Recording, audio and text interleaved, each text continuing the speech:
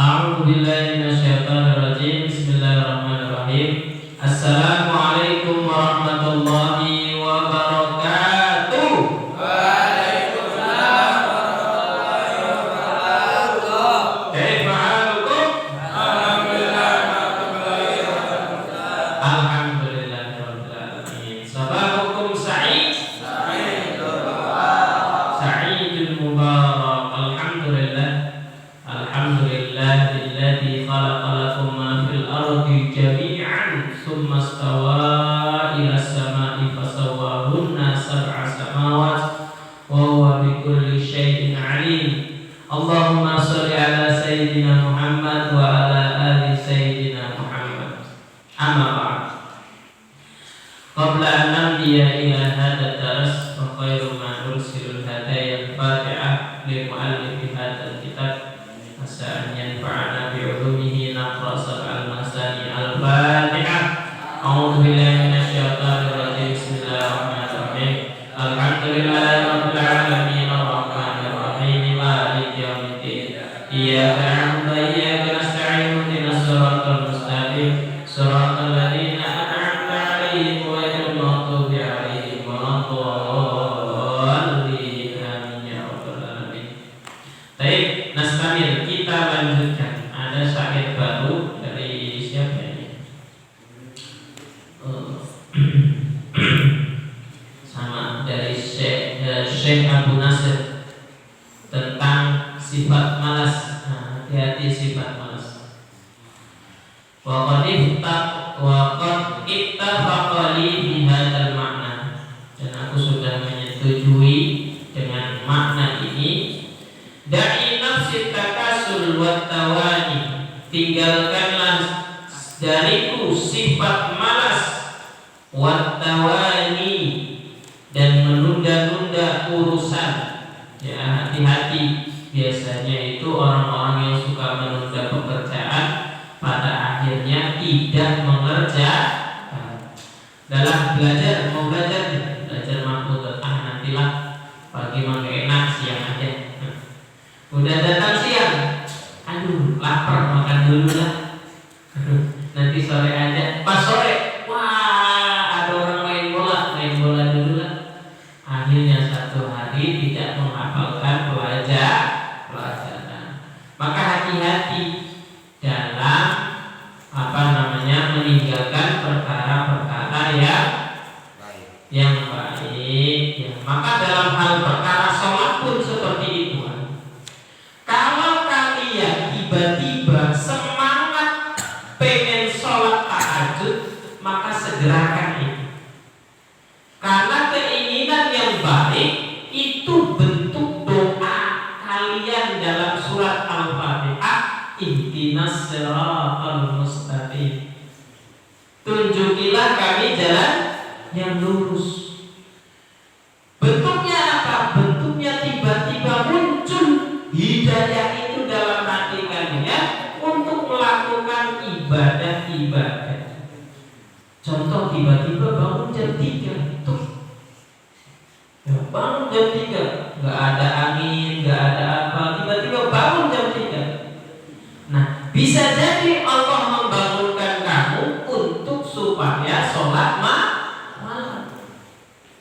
Kalau kamu bangun seumpama jam 3 kemudian sholat tahajud, maka insya Allah besok akan dibangunkan lagi.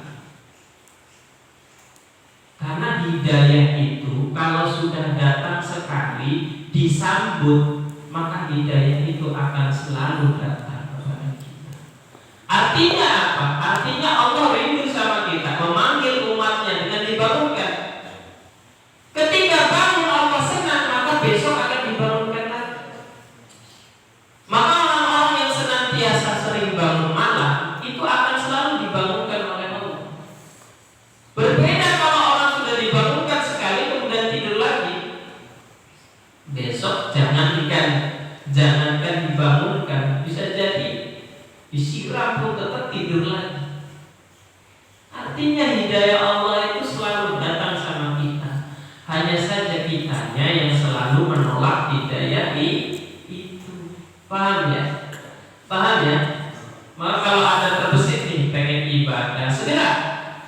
puasa, anak pengen puasa nih biar irit, nggak jajan irit. Tidak apa-apa walaupun tujuannya supaya irit, tapi niatnya ibadah. Saya pengen sedekah nih sama teman saya, kasihan. Saya lihat dia jarang jajan, insyaallah itu hidayah. Kemudian wa illa fasbitni fi dil hawan. Jika tidak, maka tetapkanlah diriku dalam jurang kehinaan. Tuh, masya Allah. Ini doanya Syekh Abu Nasir. Ya, kalau tidak meninggalkan kemalasan, maka biarkanlah diriku dalam kehinaan. Maka orang malas, orang yang meninggalkan pekerjaan itu akan membuat dirinya dihina. Falam awalil kusala al-adhayuhullah. Ya, aku tidak pernah melihat orang yang malas mendapatkan imbalan kecuali penyesalan. Tidak ada imbalan bagi orang yang malas itu kecuali penyesalan.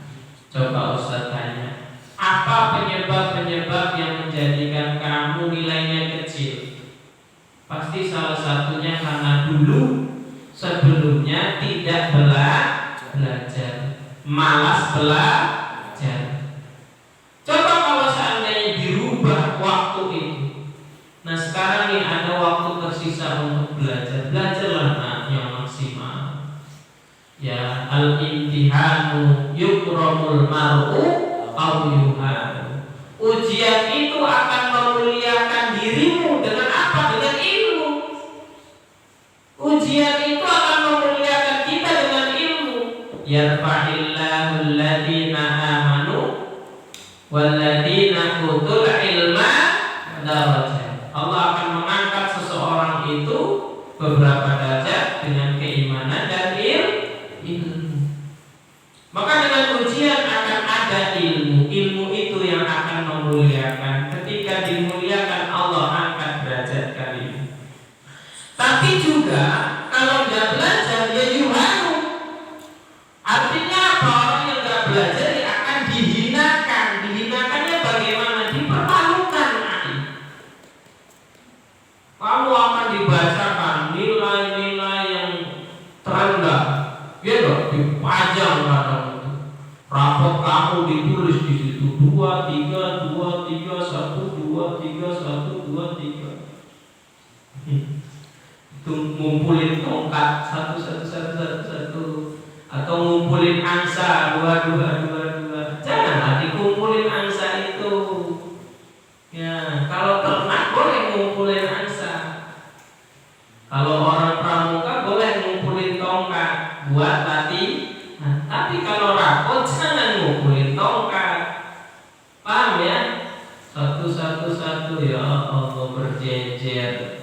Jangan dikumpulin satu itu. Ya, penyesalan dan apa? Ya, wa irmanil amani, dan irmanil amani itu gagalnya cita-cita. Ingat, nih khususnya bagi santri-santri Ustaz yang masih bingung cita-citanya apa. Mulai hari ini kamu harus tanamkan cita-cita kamu ingin jadi apa. Karena kalau kalian tidak punya cita-cita, ibarat menjalankan kehidupan ini tanpa arah. Kamu harus punya cita-cita. Ya, Ustaz wajibkan ini. Nanti besok SMP selanjutnya Ustaz tanya cita-citanya apa. Sehari pikir, selama saya ini belajar apa sih cita-cita saya? Kadang orang itu bingung mencari cita-citanya. Saya pengen jadi apa ya? Akhirnya karena bingung, ibarat orang naik mobil, bingung mau kemana. Mau ke Jakarta apa Surabaya ya? Akhirnya muter-muter aja. Sama ketika orang yang tidak punya cita-cita bingung. Ketika bingung, dia tidak punya motivasi untuk belajar. Maka tanamkan itu cita-cita. Pengen jadi pengusaha, silakan pengusaha yang soleh, yang adil. Kalau pengen jadi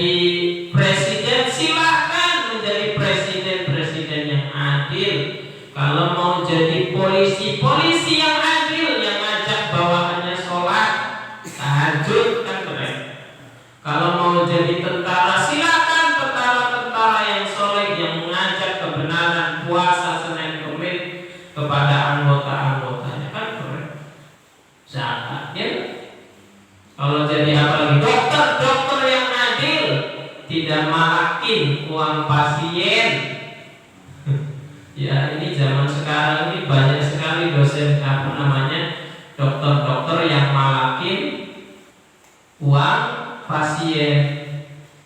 Ya, sekali suntik 1 juta, sekali suntik 1 juta, jos 1 juta.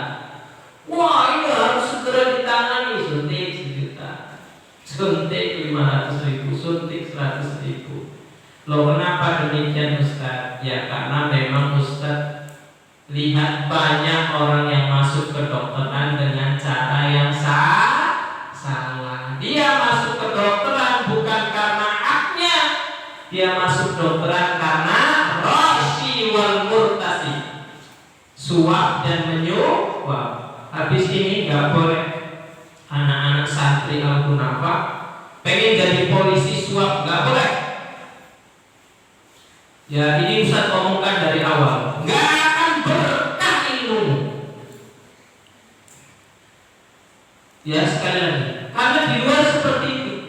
Kamu mau masuk akademi polisi suap, kamu mau masuk akademi tentara suap, kamu mau masuk akademi kedokteran suap, kamu mau masuk akademi apalagi pelayanan suap, kamu mau masuk akademi kebidanan suap, semuanya suap. Hingga akhirnya apa? Nggak berkah ilmunya. Pada akhirnya apa? Setelah lulus seperti itu. Ya, setelah lulus ilmunya nggak berkah, kemudian malakin uang rakyat. Dengan dalil saya sekolah mahal loh. Paham ya? Ar-rasi wal murtasi finnar. Ya, suap dan yang disuap di neraka.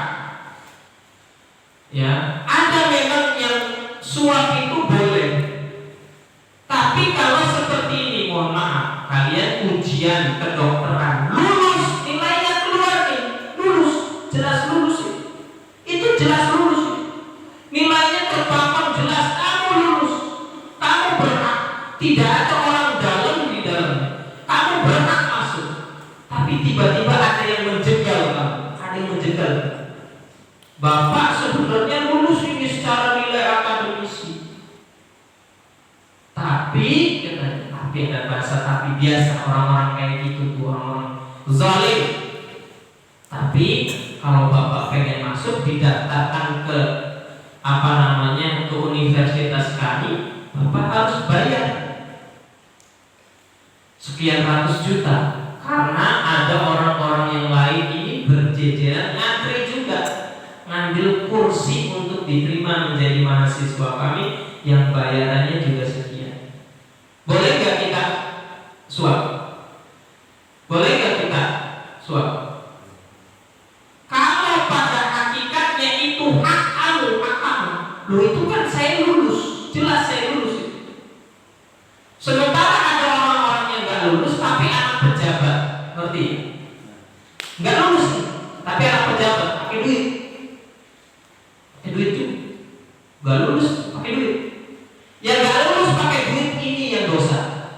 Tapi ketika kamu lulus, kamu pengen mengambil hak kamu, dengan terpaksa kamu bayar, itu tidak apa-apa, karena kamu mengambil hak kamu. Yang dosa siapa? Yang ambil duit kamu itu. Kurang ajar itu orang yang zalim. Yang murtasinya, kalau rosi suap kamu karena mengambil hak yang mau dicuri oleh orang. Sekali lagi kata kutip, yang mau dicuri oleh orang, kamu boleh mengambil hak kamu. Tapi kalau kamu nggak ujian, tiba-tiba ditawari, kamu mau nggak masuk universitas kedokteran? Mudah, sama saya aja, bayar 200 juta, nanti pasti keterima. Nggak pernah ujian, nggak pernah ngapa-ngapain, tiba-tiba bayar, itu yang nggak boleh. Maka tidak boleh santri Al-Kunafa melakukan hal itu, haram, dosa besar, nggak akan berkah ilmunya. Mafhum ya? Mafhum ya? Mafhum ya? Nggak boleh. Insya Allah akan digantikan dengan yang lain, dan Dan masih banyak universitas-universitas yang jujur juga. Kalau ada universitas yang kurang jujur, sekolah yang kurang jujur, menawari kamu hal-hal demikian tidak usah.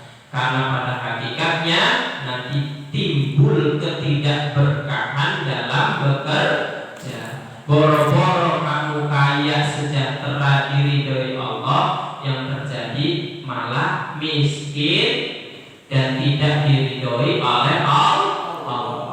Mungkin ini saja yang bisa saya sampaikan. Kurang lebihnya mohon maaf. Wabil akhir, wassalamualaikum warahmatullahi wabarakatuh.